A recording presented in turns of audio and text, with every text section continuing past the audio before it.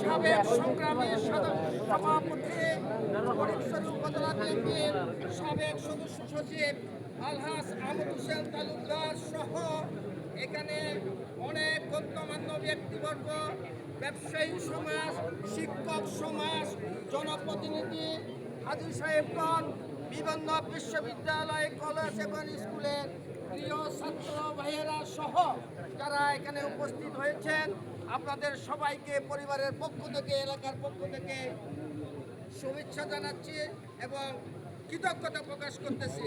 এখন আপনাদের সামনে সংক্ষিপ্ত বক্তব্য রাখবেন পাইন্দং ইউনিয়নের সম্মানিত চেয়ারম্যান জনাব এ.কে.এম. সরওয়ার হোসেন স্বপন।